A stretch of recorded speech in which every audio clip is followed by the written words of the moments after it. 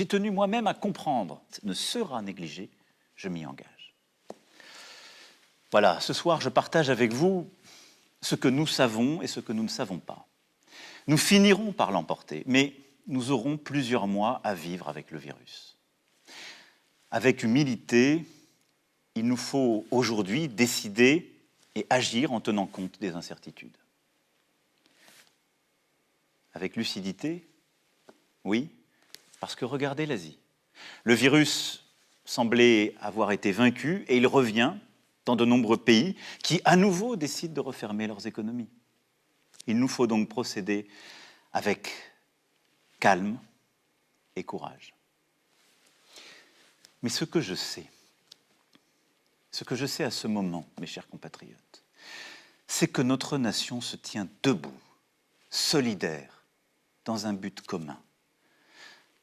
On disait que nous étions un peuple indiscipliné, et voilà que nous respectons des règles, des disciplines parmi les plus rigoureuses jamais imposées à notre peuple en temps de paix.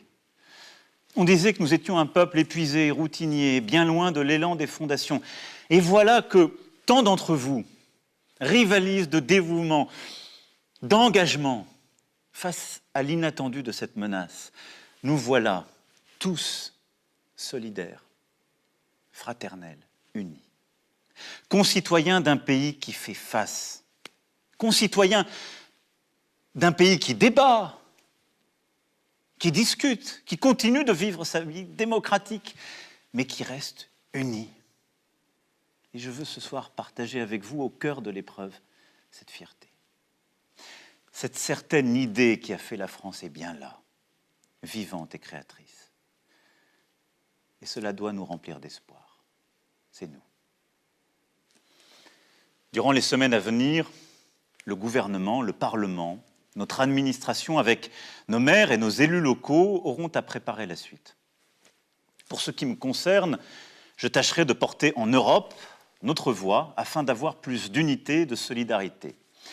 Les premières décisions ont été dans le bon sens. Et nous avons beaucoup poussé pour cela, qu'il s'agisse de la Banque centrale européenne, de la Commission européenne ou des gouvernements. Mais nous sommes à un moment de vérité qui impose plus d'ambition, plus d'audace, un moment de refondation. Nous devons aussi savoir aider nos voisins d'Afrique à lutter contre le virus plus efficacement, à les aider aussi sur le plan économique en annulant massivement leurs dettes. Oui, nous ne gagnerons jamais seuls, parce qu'aujourd'hui, à Bergame, Madrid, Bruxelles, Londres, Pékin, New York, Alger ou Dakar, nous pleurons les morts d'un même virus. Alors si notre monde sans doute se fragmentera, il est de notre responsabilité de bâtir dès aujourd'hui des solidarités et des coopérations nouvelles.